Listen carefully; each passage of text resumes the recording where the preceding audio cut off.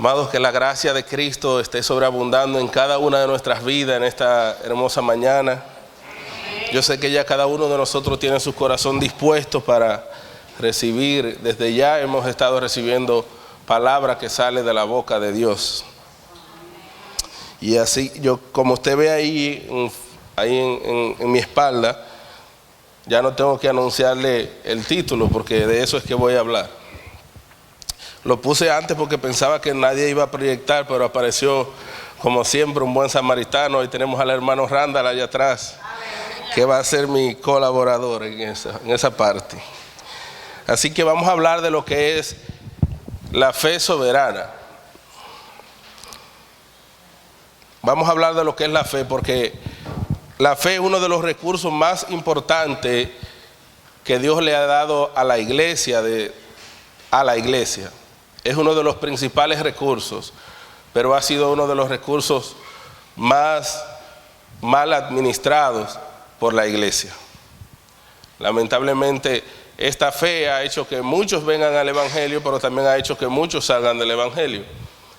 Esa fe mal administrada ha hecho que muchas personas crean por un tiempo y luego se decepcionen. Incluso hay una profecía para estos tiempos de que en estos tiempos, y creo que el pastor ha predicado de eso, muchos van a apostatar de la fe, es decir, se van a apartar de la fe. ¿Pero por qué ha de suceder eso? Porque en la iglesia y en una gran parte de las personas que frecuentan las casas de fe van a entrar en lo que se llama confusión.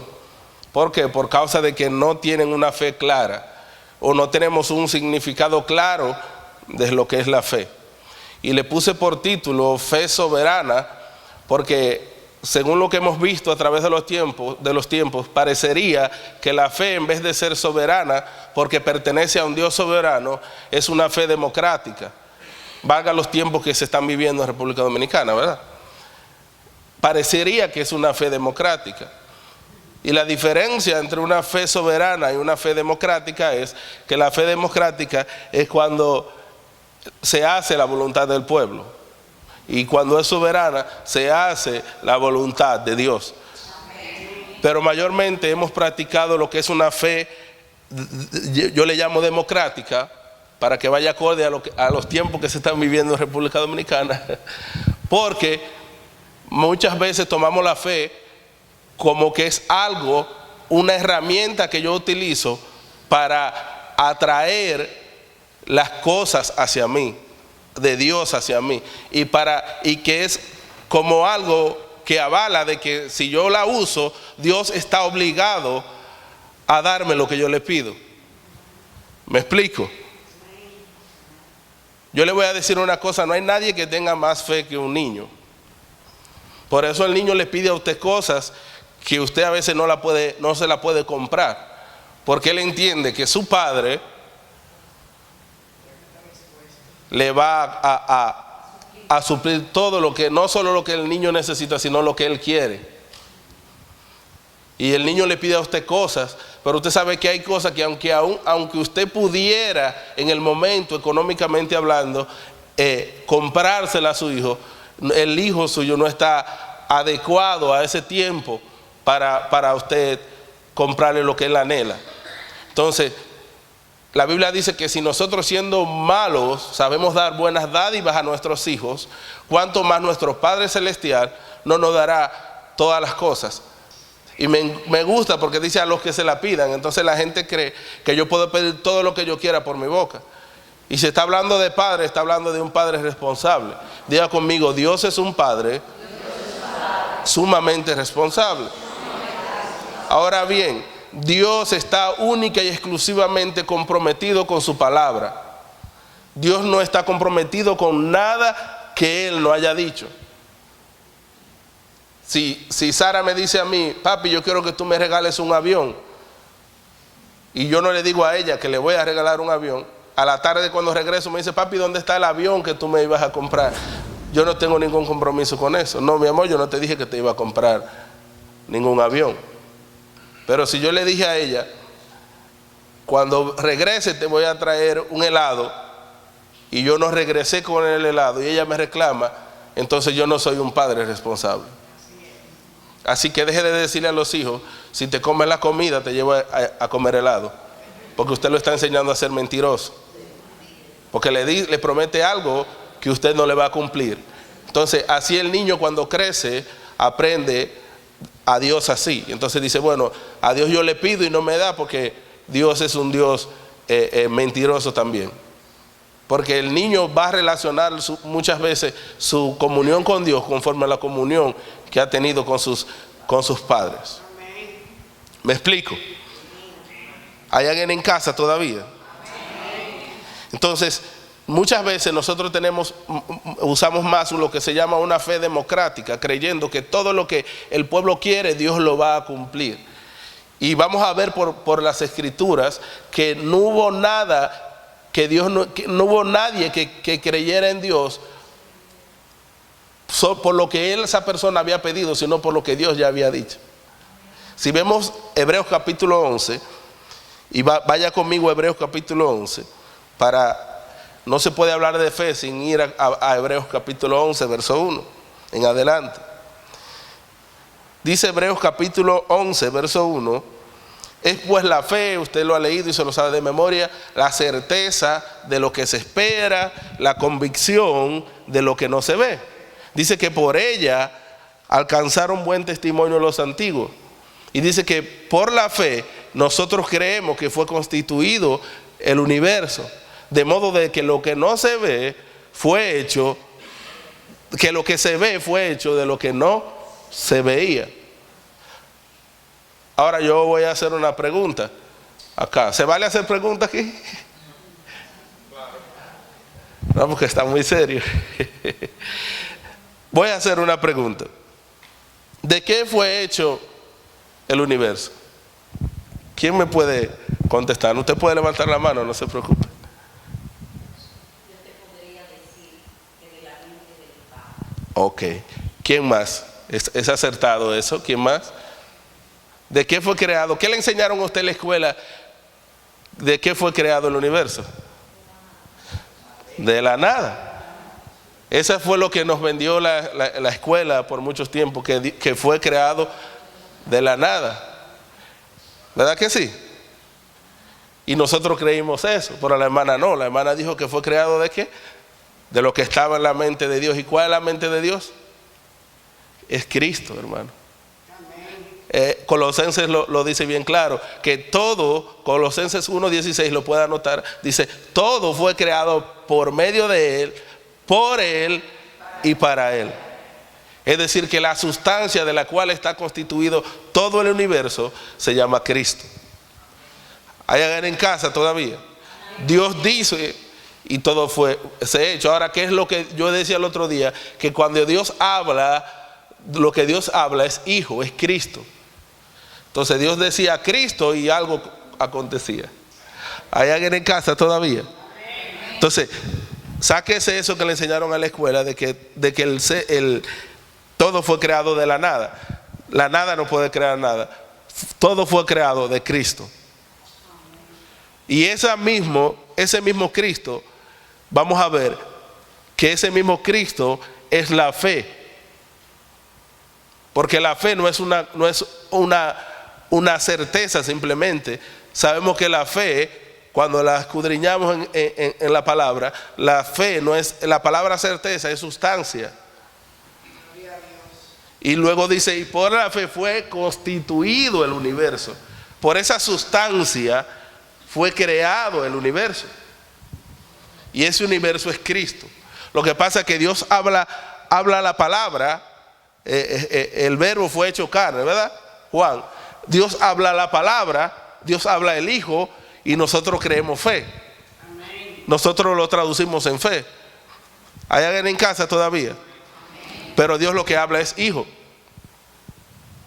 Entonces, porque la única sustancia que tiene poder para crear es Cristo. Amén. Porque, por ejemplo, el ser humano ahora lo que hace es inventar con lo que ya está creado, y a eso le llamamos creatividad. ¿verdad? Que es una rama de crear, pero está creando con algo que ya fue creado, con un elemento que ya fue creado. Pero Dios es creador, es distinto, porque Dios crea, no tiene que utilizar nada que ya está creado. Por eso que dice que cosas que oído no vio, no escuchó, ni ojos han visto, ni aún han subido al corazón del hombre. Y si ni han subido ni se han escuchado, es porque todavía no están hechas. Fue la que Dios preparó de antemano para aquellos que le aman. Porque Dios siempre, hermanos, ha estado creando. ¿Hay alguien en casa todavía?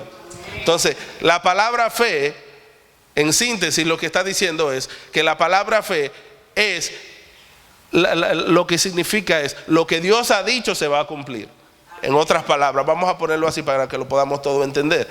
La palabra fe es lo que Dios ha dicho se va a cumplir. Si Dios no lo ha dicho, Dios no tiene por qué cumplirlo. Si usted puede entender esta pequeña palabra, esta pequeña frase, hermano, usted va a ser libre de muchas frustraciones. Porque muchas veces nosotros nos hacemos ilusión de lo que queremos que Dios haga en nuestras vidas. Y usamos incluso versos bíblicos para acomodarlos a nuestra situación. Y entonces, como no se cumple, terminamos decepcionados de la iglesia. Otros creemos a palabras que alguien dijo y como esa palabra no se cumplió, no vemos que quizás esa persona pudo hablar desde sus emociones y no desde una revelación del Espíritu. Y podemos terminar, en vez de decir, bueno, quizás la persona que habló ese día no habló en el Espíritu. Pero ¿qué hacemos? Nos decepcionamos de Dios. Dios me dijo, y como Dios me dijo y no se cumplió, entonces ya yo no hago nada creyendo en esa fe, creyendo en Dios, o lo que usted lo quiera creer. Otra cosa que pasa es, van dos enfermos a un lugar, uno es sanado y el otro sale igual como entró, enfermo. Entonces, ¿qué hace la gente? ¿Qué hace el que no salió sano? Que dice, ven acá, pues tal vez fue mentira lo que Dios hizo con aquella persona. Eso lo pusieron ahí porque tal vez era pero no ocurrió nada. O quizá diga, ¿o será que yo no tenía tanta fe? O la respuesta de la persona que Dios usó en ese momento para orar por esas personas dice, ven acá, hermana, Dios sí obró, lo que pasa es que usted no tiene fe, o hermano, lo que sea. Entonces esa persona queda marcada porque dice, entonces yo no soy digno delante de Dios. ¿Quién soy yo delante de Dios? Dios no me sanó a mí, porque el malo soy yo. Porque estamos poniendo, hermano, una fe en la voluntad del hombre. Y no una fe soberana que Dios hace como a Él le plazca. ¿Usted sabe lo que es una fe soberana? Un Esteban que ve el cielo abierto, o al Hijo de Dios sentado a la diestra del Padre, pero aún así la gente lo apedrea y muere ahí mismo, viendo la diestra de Dios. ¿Dios no amaba a Esteban? Sí amaba a Esteban. Y al mismo tiempo vemos un Pedro que es capturado y luego Dios envía a un ángel y lo saca de la cárcel. Entonces, ¿Dios amaba más a Pedro que a Esteban? Ahora, yo les aseguro a ustedes que Pedro hubiese querido mejor haber visto al Hijo de Dios sentado a la diestra que ser liberado por un ángel. ¿Hay alguien en casa todavía? Entonces, si entendemos así, vamos a entender que la voluntad de Dios es soberana, porque la voluntad de Dios está ligada al propósito eterno de Dios. Déjeme decirle una cosa, hermano. La Biblia dice que Dios no es hombre para que mienta, ni hijo de hombre para que se arrepienta. En la eternidad, Dios se hizo un propósito él mismo. Dios hizo los planos de su propósito. Dios, como dice Pablo, una ciudad cuyo arquitecto y constructor es Dios. Y Dios hizo unos planos de un propósito eterno que Él tenía. Dios dibujó los planos y lo dibujó perfectamente, que no están sujetos a modificación. ¿Me explico? Entonces Dios se propuso en sí mismo, juró por sí mismo, que Él iba a llevar a cabo el cumplimiento de ese propósito. Y usted puede llorar, usted puede hacer ayuno, usted puede hacer todo lo que usted quiera, y Dios no va a variar su propósito. ¿Hay alguien en casa todavía? Podemos convocar todo lo que queramos y Dios no va a variar su propósito. Eso no quiere decir, porque ahí viene y me dice la gente, el hermano dijo que no ayunen, que no oren, que no. No, yo no he dicho eso. Yo ayuno, yo oro, yo hago todas esas cosas, pero no con el sentido de doblarle el brazo a Dios. Es ahí donde está el meollo del asunto. ¿Hay alguien en casa todavía? Entonces, hacemos muchas cosas y muchas veces Dios está haciendo algo en la tierra y como se ve negativo, ¿qué hace la iglesia? Vamos a orar para que eso se pare. ¿Cuántos de ustedes oraron para que la pandemia se detuviera? Usted oró en contra de la voluntad de Dios. ¿Ve cómo podemos orar en contra de la voluntad de Dios? Y usted tenía fe. ¿Cuántos tenían fe cuando oraron? Pero no ocurrió no porque usted no tenía fe. No ocurrió porque no estaba escrito en los planos de la voluntad del propósito de Dios. ¿Hay alguien en casa todavía? Entonces, ¿cuál es el secreto para una oración efectiva? Dice que la oración eficaz del justo puede mucho. Pero nosotros le hemos quitado la palabra eficaz y hemos puesto la oración del justo puede mucho. La oración del justo no puede nada. La oración eficaz. ¿Y cuál es la oración eficaz del justo? Aquella que va ligada al propósito eterno de Dios. ¿Hay alguien en casa todavía? Si seguimos leyendo, que no lo voy a leer, Hebreos completo, Hebreos 11 completo, que es lo que la gente le llama los héroes de la fe, el salón de la fama de la fe, como usted le quiera llamar, está hablando de muchas personas que le creyeron a Dios en el Antiguo Testamento, no así en el Antiguo Pacto, está hablando del Antiguo Testamento. Desde Abraham está hablando, como desde Noé está hablando, cómo le creyeron a Dios. Y si usted mira a esas personas, ninguno le creyó a Dios porque tuvo un capricho de creerle a Dios. ¿Hay alguien en casa todavía? Todos los que creyeron a Dios fue a una palabra de Dios.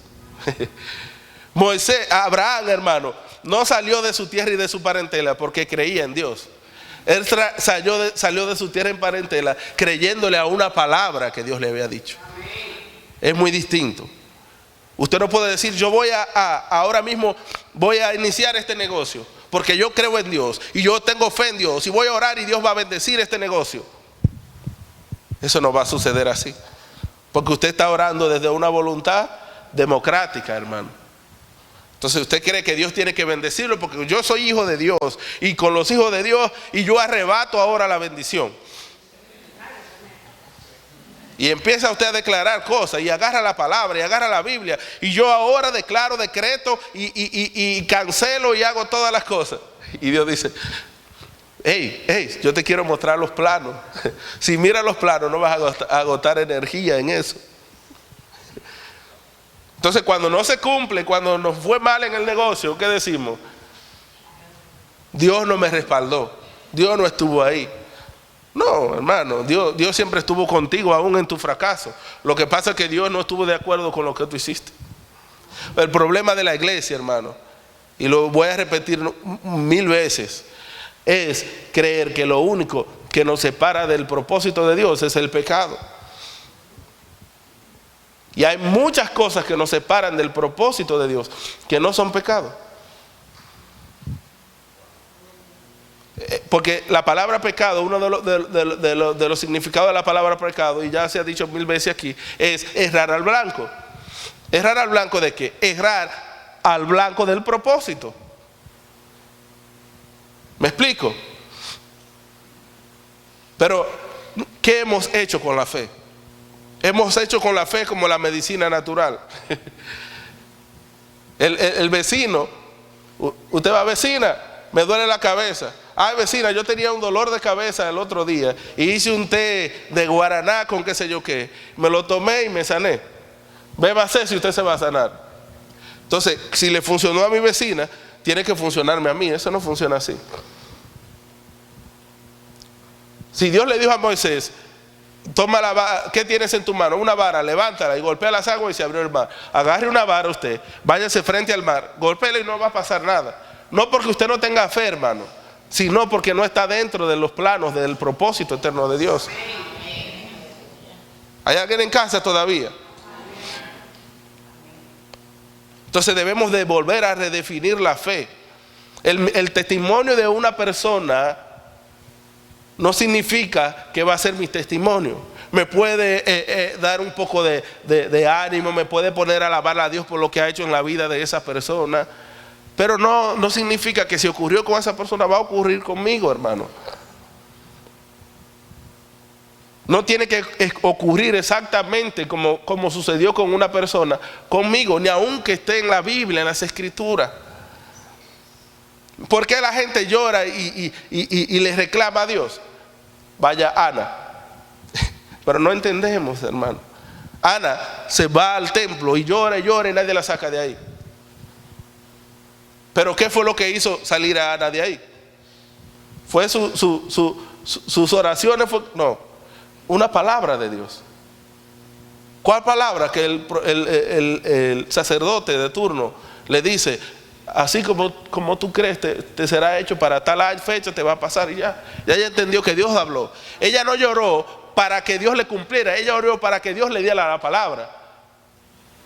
¿Qué hacemos nosotros? Aún Dios recibiendo la palabra de Dios seguimos llorando. Ella lloró hasta que recibió la palabra. La clave aquí, hermano, es una palabra de Dios. No sé si usted está entendiendo. ¿Ve la importancia de la Biblia, la importancia de la palabra de Dios en las reuniones de los santos? Una palabra de Dios. Hermano, la fe viene ¿por qué? ¿Y el oír? No el oír la palabra, el oír por la palabra, porque usted puede oír muchas palabras. El oír incluso la palabra es la que produce el oír, porque dice que la fe viene por el oír, y el oír es producido por la palabra de Dios. ¿Me explico? ¿Está ahí? Es producido por la palabra de Dios. ¿Usted quiere tener fe? Escucha a Dios. Porque lo único que nos va a dar fe es Dios. Los discípulos me encantan, le dicen: Señor, aumentanos la fe. Como que era un salario, aumentanos el salario. No. Eso ustedes no están entendiendo. Cuando ustedes nazcan de nuevo, no me van a pedir fe. Ustedes sobre los enfermos pondrán las manos y sanarán. ¿Hay alguien en casa todavía? Entonces, muchas veces pedimos cosas porque está escrito. Pero usted pide fe porque la Biblia dice que los discípulos pidieron fe. Pero vaya a ver si él no le contestó a los discípulos que estaban ahí al ladito de él. ¿Le va a contestar a usted? No. La fe no es aumentada por nada más, es aumentada por nada más y por nada menos que por la comunión con Dios. ¿Me explico? La fe viene por el oír, pero por oír ¿qué? Cualquier cosa, no. Por el oír por la palabra. Y cuando dice el oír por la palabra, quiero darme a entender, no es oír la Biblia, es por oír la revelación de la palabra. Porque usted puede oír la Biblia y tomarla literal, pero cuando usted escucha la revelación de la palabra, esa es ahí es que está la vida. Porque ella lo que le va a revelar ¿a quién? Es al Hijo. Entonces cuando el Hijo es revelado, sea la luz y todo se ordena. Dice que en el principio había un caos y la tierra estaba así desordenada. Y cuando la luz fue pronunciada, fue exhibida, dice que todo empezó a ser ordenado. Entonces la palabra es la luz que ordena todas las cosas. Entonces lo que usted necesita muchas veces es una palabra, porque la palabra va a crear lo que usted necesita. ¿Me explico? Pero no cualquier palabra, la palabra tiene que ser Cristo. Jesús dijo, yo soy el pan de vida. Vuestros padres comieron el maná en el desierto y murieron, pero el que come de mí tendrá vida eterna. Porque las palabras son vida. Y esto se trata de vida y muerte. De vida y muerte. Entonces, lo que nosotros necesitamos, más que cualquier cosa, hermano, es la palabra. Pero porque esa palabra es soberana, hermano. Ahora nosotros tenemos que aprender a entender lo que es la fe soberana de Dios. Me encanta el centurión. El centurión no era judío, no era del pueblo de Dios, era un romano. Pero él parece que había estudiado las escrituras como Cornelio, quizá era Cornelio, no lo sé. Y dice que él viene a Jesús y le dice, Señor, allá en mi casa tengo un criado que está endemoniado. Y Jesús le dice, no, pues no hay problema, yo me someto a la autoridad ahora mismo, con su mayor respeto, Señor. Y le dice, no, Señor, no se trata de eso. Yo no soy digno. ¿Por qué él dice que no era digno? Porque no era del pueblo judío. Él sabía que los que no eran judíos no eran tratados como dignos. Entonces él dice, yo no soy digno, Señor. Aunque tenga autoridad como romano, pero como las reglas de la ley, yo no soy digno, Señor, de que tú vayas a mi casa. Pero yo sé que una palabra bastará. Wow, eso me quebró a mí, no sé a usted. Solamente di la palabra. Así que el Señor dice, este hombre no es judío y está entendiendo las cosas como son. Entonces, toma la palabra. Dice que el hombre fue y cuando preguntó, ¿y el muchacho? ¿Y el criado? Ahí está cocinándole un guisadito a usted porque está sano ya. ¿Y cómo a qué hora aconteció eso? A tal hora. A esa misma hora estaba yo hablando con el maestro. Él dio la palabra. Lo que necesitamos, hermano, es una palabra. Y yo solo estoy diciendo esto, pero no solamente por las escrituras, sino como testimonio vivo, hermano. Porque lo he visto en mi vida. Y cuando yo estoy en tiempo de vicisitud, yo no le pido a Dios cosas. Y Dios lo sabe. Y no porque tenga más fe que usted, yo no tengo fe. Más que usted, más que la medida de fe que se me ha dado, sino que le digo, Señor, y eso lo tuve que aprender a duras penas, como dice aquello allá, a duras fe.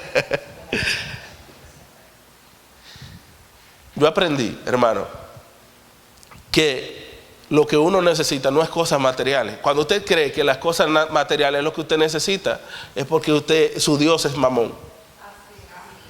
Cuando usted entiende que usted lo que necesita es dinero, entonces hay un problema ahí, hay un Dios que está ocupando el lugar de Rey de Reyes y Señor de Señores. Pero cuando usted entiende que lo único que usted necesita es a Cristo, entonces solo di la palabra y todo se ordena, hermano. Todo será ordenado. Todo será ordenado por la palabra. Él dijo y existió. Pero me encanta que dice, Hebreos 11:6 dice, que sin fe es imposible agradar a Dios. Ahora vamos a hacer un ejercicio pequeño, un ejercicio. Dice que sin fe es imposible, en otra palabra, cambia la palabra agradar y pongan la palabra complacer a Dios. Jesús dijo, el Padre dijo de Jesús, este es mi Hijo amado, en quien me complazco. ¿Me explico? Ahora quítele al versículo, quítele, sin fe, póngale, sin Cristo es imposible agradar a Dios. Porque es necesario que el que se acerca a Él crea que le hay ¿Y cómo usted conoce a Dios si no a través del Hijo? Porque el Hijo es el que da a conocer al Padre. Es Cristo. ¿Hay alguien en casa todavía?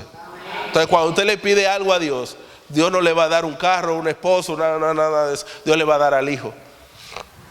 El que tiene al Hijo, entonces el Hijo tiene la vida. El que no tiene al Hijo, no tiene la vida. El que rechaza al Hijo, rechaza todo, hermano. Nosotros no nos hemos empeñado por darle tantas cosas a la gente para mantenerla en la casa de fe. Y no sabemos que si la gente no acepta a Cristo, no tenemos nada que darle. No tenemos ni plata ni oro, lo único que tenemos es Cristo, hermano. Entonces debemos de entender que la piedra principal, la piedra angular, el material con el cual la iglesia transacciona es Cristo. Cristo es todo, hermano. Cristo es todo. Diga conmigo, sin Cristo es imposible agradar a Dios. Y me encanta porque eso acaba con todas las religiones. Porque las religiones dicen, no, porque a través de fulano es que se llega al Padre. A través de fulano es que se llega al Padre. Y si yo hago tantas cosas, yo llego al Padre. Y él dice, no. Puedes hacer todo lo que quieras, pero sin mi Hijo, tú no me vas a agradar. Porque Él es mi Hijo amado, en quien yo me complazco. ¿Hay alguien en casa todavía? Entonces, esa fe es Cristo. La fe es una sustancia creadora de Dios. Dice la palabra, Hebreos capítulo 12, verso 2. Vamos a leerlo, para que no digan que no leí la Biblia. Hebreos capítulo 12, verso 2. ¿Qué dice? Léalo conmigo para que no se me duerma.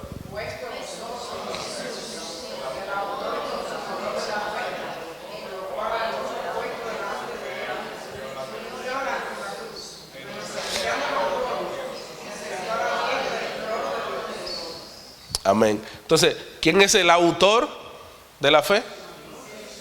Cristo. Si la fe fuera un libro, Cristo es el autor.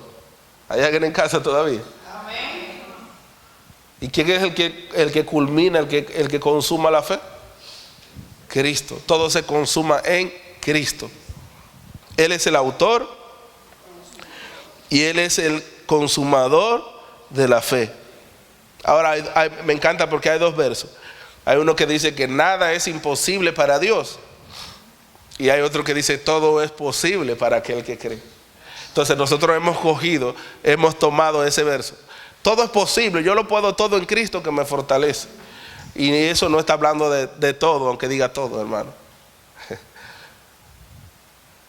Cuando Pablo habla de que todo lo puedo en Cristo, está hablando de que él podía vivir en escasez y podía vivir en abundancia. Podía estar preso como podía estar suelto. Él sabía vivir en cualquier manera, porque todo lo podía en Cristo que lo fortalecía.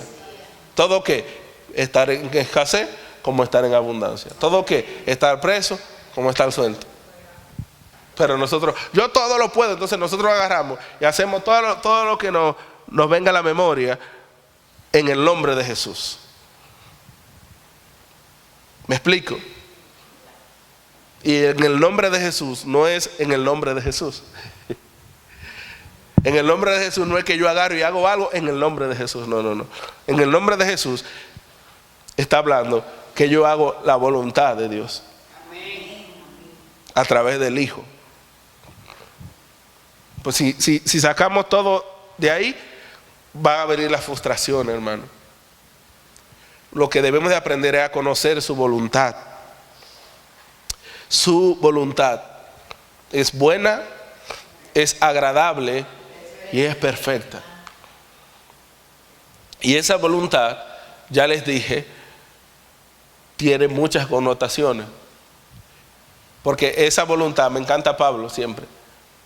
Puedes perder el barco, se puede perder la carga, se puede perder todo, pero si Dios dijo que vas a llegar a Roma, vas a llegar a Roma. A nosotros nos enseñaron que si tú crees en Dios no se va a perder el barco, no se va a perder la carga, todo va a estar bien y etcétera, etcétera. Entonces cuando te duele una uña, pero a mí no me dijeron que todo iba a estar bien. No es así. ¿Me explico? La fe del Hijo de Dios significa que a veces va a venir tormenta y a veces va a haber calma. Pero sea que haya tormenta o sea que haya calma, lo que no puede faltar es Cristo que esté ahí. ¿Me explico? Cristo está cuando todo está bien y cuando todo aparenta estar mal. ¿Hay alguien en casa todavía? Cristo siempre está. A mí me encanta, para terminar, Juan el Bautista. Juan el Bautista, hermano, fue la persona, el profeta dentro del antiguo pacto más exacto. Y fue el único que tuvo el privilegio de ver lo que profetizó. Por eso dicen que ninguno dentro de los profetas del Antiguo Testamento, ninguno era mayor que él. Fue el único que dijo una cosa y al otro día venía el Hijo del Hombre por ahí caminando.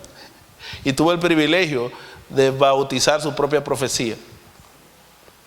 Y el Padre le había dicho a él: mira, Juan, cuando tú veas al que tú veas descender el Espíritu Santo sobre él en forma corporal como paloma, ese es el que va a preparar el camino. Cuando eso acontezca, ya tu ministerio terminó. Y Juan vio no solamente eso, sino que escuchó la voz del cielo del Padre decir: este es mi Hijo amado en quien tengo complacencia. En otras palabras, Juan cumplió su propósito. Su propósito era hasta que veas al Hijo del Hombre descender de las aguas y el Espíritu descienda sobre él. ¿Qué pasó? Como ya Juan no tenía propósito, se puso a profetizar cosas que no tenía que ver, a profetizarle a un rey por ahí, a un gobernador que estaba con una esposa que no era de él, y eso lo metió en problemas, Juan. ¿Usted ha escuchado la historia? Y Juan cae a la cárcel. Juan cae preso. Y cuando cae preso, Juan entra en una mente de confusión.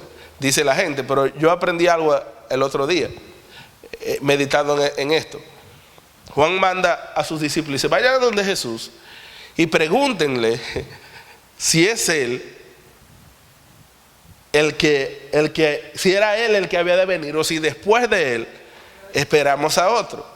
Y usted dirá: ve acá, el Juan que vio al mismo, lo vio cara a cara, que vio el Espíritu descender, que escuchó la voz del Padre, ahora está diciendo: pregúntenle. No, Juan fue sabio, y es lo que nosotros hacemos en nuestra naturaleza pecaminosa. Juan le dice: pregúntele si es él. ¿Usted sabe por qué Juan mandó a preguntar que si era él? Porque Juan dijo: yo estoy preso, acaban de darme sentencia de muerte, pero si no es él, mi propósito todavía no se ha cumplido, entonces yo salgo de aquí vivo. ¿Estamos entendiendo? Digo, si no es él, si esperamos a otro, entonces en cualquier momento salgo de aquí, sigo bautizando y aparece el Cristo. Pero si es él, me guayé. ¿Hay alguien en casa todavía?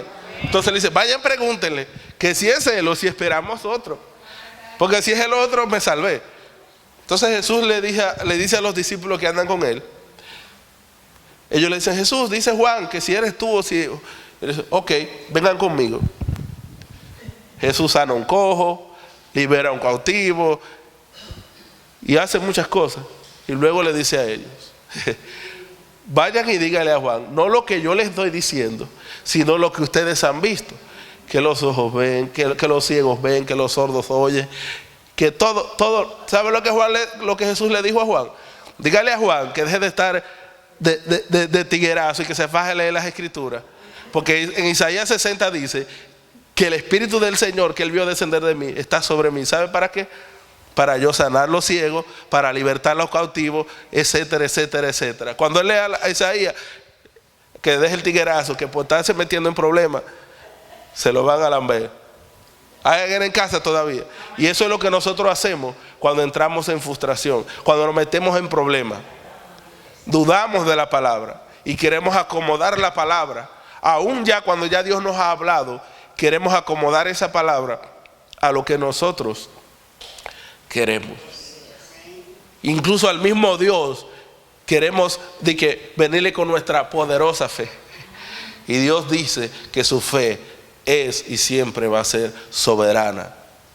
Su palabra es inmutable. Su palabra no cambia. Su propósito, sus planos ya están diseñados y fueron diseñados a la perfección. Y Él es el arquitecto que diseñó los planos y Él también es el maestro constructor de ese propósito. Así que nosotros no podemos variar nada. ¿Quiere un consejo? ¿Quiere como dicen, 5 pasos para tener fe? No. Un solo paso para usted poder vivir la fe de la manera correcta. Viva en el centro de la voluntad de Dios.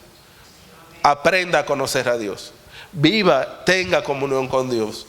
Cuando usted tiene comunión con Dios y usted le conoce a Él y usted sabe cómo Él habla, cómo Él se mueve, cómo Él camina, cuando alguien le habla, usted va a poder distinguir si le está hablando Dios o si no está hablando Dios.